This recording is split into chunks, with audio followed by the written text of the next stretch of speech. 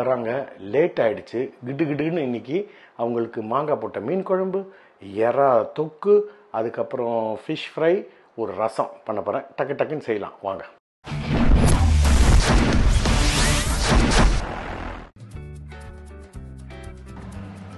அடுப்பு பற்ற வச்சுட்டேன்.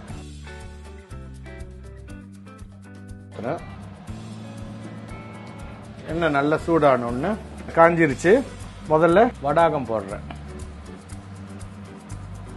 1/4 ஸ்பூன் சோம்பு, பேருக்கு ஒரு 1/4 ஸ்பூன் கடுகு, ஒரு 2 வெந்தயம், சீரகம், ஒரு 2 உளுத்தம்பருப்பு. இது நல்லா பொரியணும். கொஞ்சம் கருவேப்பிலை போட்டேன். சின்ன வெங்காயம் சும்மா ஒரு 50 கிராம். வெங்காயம் போட்டதுமே மீன் குழம்புக்கு வேண்டிய உப்பை இதில் போட்டுடணும். இந்த வெங்காயம் வதங்கட்டும். சரியா? பூண்டு கொஞ்சம் போட்டேன். ஒரு 12 பல்லு இருக்கும். ஓரளவுக்கு வதங்கியிருக்கா. இப்போ நான் என்னோட ஸ்டைலில் மஞ்சத்தூள் ஒரு 1/4 ஸ்பூன், இது 1/4 ஸ்பூன் கணக்குது. இது வந்து ஒரு 1/2 ஸ்பூன் மிளகாத்தூள்.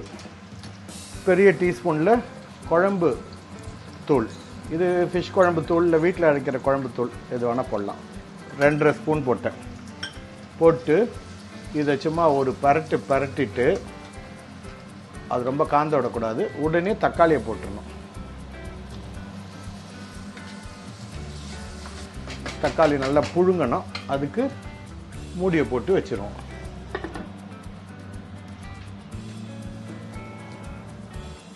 நாலே 4 பச்சை மிளகாயும் போட்டேன். மாங்காய் போட போகிறேன். அதனால் ஒரு சின்ன லெமன் சைஸ் அளவு புளியை கரைசல், இது புளி கரைசல் ஊற்றிட்டேன்.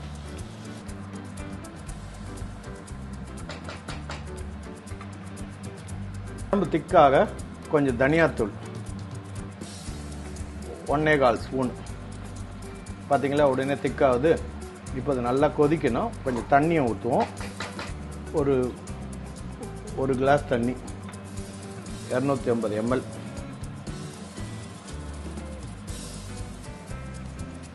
இப்போ 3 பீஸ் மாங்காய் போடுறேன் கொஞ்சம் வாசனைக்கு.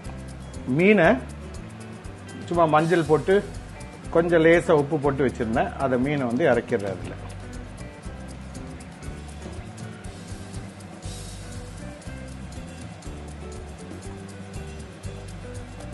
இது வஞ்சரம், சங்கரா மீன், எந்த மீன் வேணால் போடலாம். சின்னதாக வஞ்சரம் கிடச்சிச்சு, ஸோ அது போட்டு. இப்போ மீன் வந்து ஒரு 3லேருந்து 5 நிமிஷம் ஓகே மூடி போட்டு வேக விட்டுருவோம். பாருங்கள், மீன் நல்லா வெந்திருக்கு. சரியா? மீன் வெந்திருக்கு, சூப்பராக வெந்துருச்சு. அவ்வளோதாங்க. இதுக்கு சும்மா பேருக்கு 2 கொத்தமல்லியை தூவி அடுப்பை நிப்பாட்ட வேண்டியது தான். ஊற்றின எண்ணெய் எல்லாம் பிரிஞ்சு வந்துருச்சு. So ready. மண்சட்டினால் அடுப்பை நிப்பாட்டின அப்புறம் கூட கொதிச்சிட்ருக்கு. அதுதான் மண்சட்டியோட ஒரு குணம். 1.5 கரண்டி எண்ணெய், 2 இஞ்சி பட்டை, கொஞ்சம் சோம்பு, 2 கிராம்பு. அது வெடிச்சிருச்சா? வெங்காயம், இது வந்து ஒரு 1/2 கிலோ. நல்லா ஒரு டீஸ்பூன் இஞ்சி பூண்டு பேஸ்ட்டு, கருவேப்பிலை, எறாக்கு தேவையான உப்பு வெங்காயத்திலே போட்டால் நல்லா வதங்கும். இது நல்லா வதங்கட்டும். 1/2 ஸ்பூன் மஞ்சத்தூள், 1/2 ஸ்பூன் மிளகாத்தூள், குழம்புத்தூள் கொஞ்சம். இதை போட்டுட்டு இதை ஒரு கலக்கிட்டு தக்காளியை தூக்கி போட்டுடணும். இது அப்படியே கருக நல்லா வதங்கி வரணும்.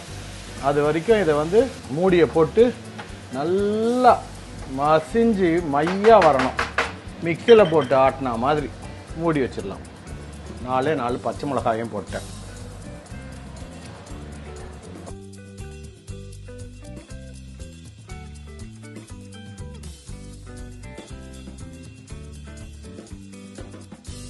இப்போ மிளகாத்தூள் ஒரு 2.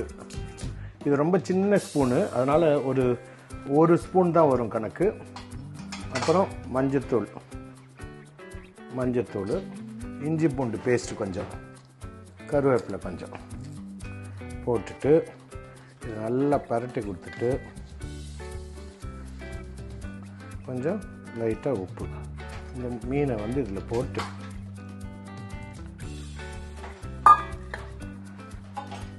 கொஞ்சம் தண்ணி போட்டுப்போம். மசாலா நல்லா அது மேலே ஒட்டுற மாதிரி இதை பரட்டி அப்படியே ஊற வைக்க வேண்டியது தான். இவ்வளோதான். இதுக்கு அரிசி மாவு கடலை மாவுலாம் போடுறதில்ல. இது சும்மா தவாவில் போட்டு ஃப்ரை பண்ணுற ஒரு விஷயம்.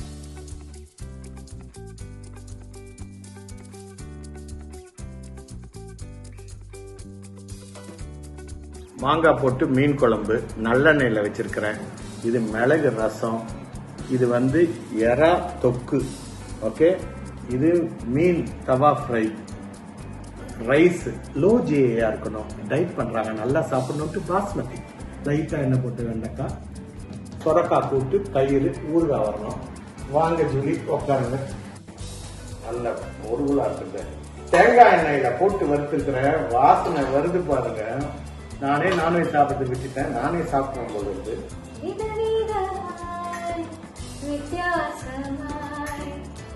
எறா தொக்கு அதை போட்டு சாப்பிட முதல்ல பரட்டி அடிங்க. எப்படி இருக்கு? சூப்பரா இருக்கு தாத்தா. தாத்தாவோட சமையல் எப்பவுமே அட்டகாசம். இவ்வளவு ஐட்டம்ஸ் எல்லாம் கிடைக்கல பிக் பாஸ் வீட்ல. பூண்டு ஊறுகாய்,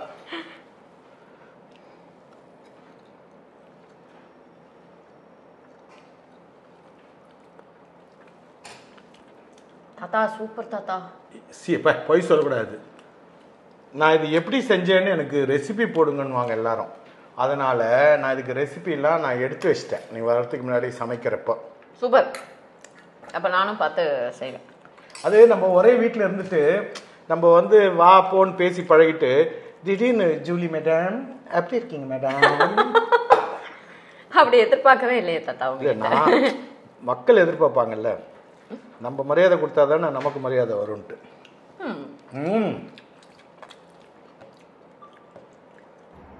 அட்டகாசமா இருக்கு எறா, அதுவும் எறா தொக்கு. அன்புவன் கூட 12 வருஷத்துக்கு மேல இருக்காரு. அப்பா நாங்க ஆஸ்திரேலியா 12 வருஷம் எப்படின்னா 33 வருஷம் உள்ள இருக்கிறாங்க. இவன் 30 எவ்வளோடா, இவன் ஒரு 30 வருஷம் மேல. என்ன நினைச்சிட்ட நீ? ஒரே ஒரு வேற வழி இல்ல இருக்காங்க. அன்புதான் மெயின் ஃப்ரைடே. இந்த ரைஸ் நீங்க சமைச்ச முதல் டிஷ் பிபி ஹவுஸ்ல. சத்தியமா எனக்கு ஞாபகம் இல்லனா, ஆனா நான் என்ன சாப்பிட்டேன்னு எனக்கு தெரியும். முதல் நாள் என்ன தெரியும், அது நானே சொல்லல. ஆனா அவங்க எல்லாம் என்ன சாப்பிட்டாங்கன்னு எனக்கு தெரியும். மத்தவங்க எல்லாம் என்ன சாப்பிட்டாங்க ஒண்ணுதான். நல்லா உனக்கு பக்கத்து தடவி போட்டு வச்சு சாப்பிட்டாங்களா? இவங்க முதல்ல சாப்பிட்டது வந்து முட்டையை உடைச்சு வாயில ஊத்தி. ஆமா, ஆக்சுவலா அதான் நான் சொல்ல வந்தேன். என்ன பண்ண முட்டையை பச்சை வச்சா பசிக்குது காலையில. என்ன சாப்பாடு எப்படி வரும் தெரியாது, பொருள் கொடுப்பாங்களா தெரியாது, சமைக்க தெரியாது. எனக்கு பசி, பச்சை முட்டை எடுத்து. அதனாலதான் பயந்துட்டாங்க. இது பாம்புடா பச்சை முட்டை திங்குதுன்ட்டு பயந்து பீதியா இருப்பானுங்கள. இல்ல பின்னாடி இருந்து ஒரு வாய்ஸ் வரும், ஐயோ டோன்ட் அப்படின்னு. சக்தி ப்ரோ. அப்புறம் என்ன அது அப்படியே குடிச்சா. மீன் சூப்பர் தாத்தா.